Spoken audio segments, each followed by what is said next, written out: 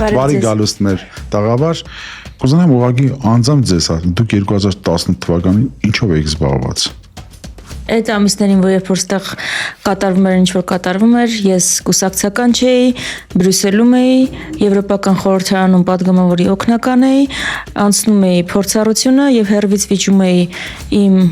ընկերների նաեւ բարեկամների հետ, որ այն ինչ որ տեղ է ունենում Հայաստանում ոչ թե ոգևորության, այլ մտահոգության առիթ է։ Շատ լավ, տեսեք, դուք դաշնակցության անդամ եք, ինչքան ես գիտեմ։ Այո, 18-ի վերջերին նոյեմբերին դարձա դաշնակցական։ Այդ ժամանակ ձեզ հետ հայացք եք գցում, չեք գտնում, որ դուք այդքան հեռատես, ասենք այդքան հին կուսակցություն, այդքան փորձառություն ունենալով, դուք այդքան հեռուն չտեսաք, որ Նիկոլնով էր։ Ապրիլի 23-ից հետո վերջացել էր պատմությունը, վերջացել էր։ Նկատի ունեմ նախագահ Սերժ Սարգսյանի հրաժարականից հետո, երբ գործող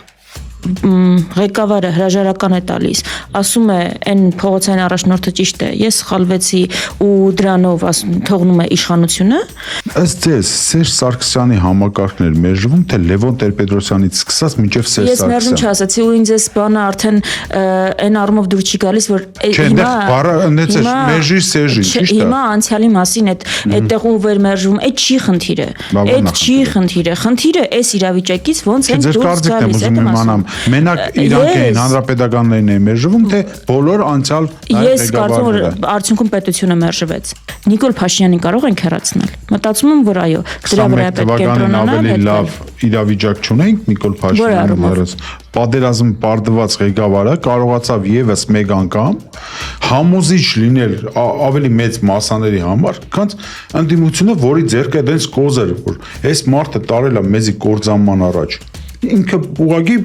նվեր է տվել, արեք ինձ հանեք գործից։ Դուք միգուցե ես հարցն եմ տալիս, դուք պատասխանեք ոնց ցանկանում եք Քրիստինե ջան։ Ամեն ինչից բնականաբար պետք է հետևություն անել 18-ից էլ 21-ից էլ 21-ից հետևությունը շատ པարզ է, որ ասում եք ավելի նպաստավոր իրավիճակ չէր, ո՞նց էր ավելի նպաստավոր իրավիճակ։ Մենք ասում ենք պարտվել է, դե բնականաբար բան է, ավելի նպաստավոր է։ Իսկ եթե հակառակից նայենք, պարտվել է ու հասարակության մեջ ամենաբարձրը պատերազմի կրկնման վախն է պարտությունից հետո։ Ինչ չի կարողացել անել Նիկոլ Փաշինյանը, ինքը նպատակ ունեցել, օրինակ, Տավուշում ինչ որ հողեր տալ, որ ասում էին դեն շարժման ժամանակ, դուք շարժում արեցիք, շատ մեծ շարժում էր, 50,000-ից ավել մարդ հավաքվեց, Նիկոլ Փաշինյանը տվեց, թե չտվեց այդ հողերը։ Այսինքն հիմա Ալիևի, Էրդողանի ու Փաշինյանի գործողության համար մեղավոր է շարժումը։ Չէ, տեսեք, եթե շարժում անում եք, վերջնարդյունքը պետք է ինչ-որ բան տա, չէ՞։ Ինչ տվեց։ Ասում եմ, բացի արժանապատվությունից վստահ եմ, որ ժամանակակցության փոփոխություն, բայց մենք բացատրել ենք վերջնարդյունքը ոնց կարող է տարբեր լինել։ Նրա համար չէ, որ ուղղակի ես ուզում եմ իշխանափոխություն լինել։ Արցախի հետ կապված դուք ոնց եք տեսնում լուծումը։ Արցախայերի վերադարձի իրավունքը օրակարգում պահելով, դրանով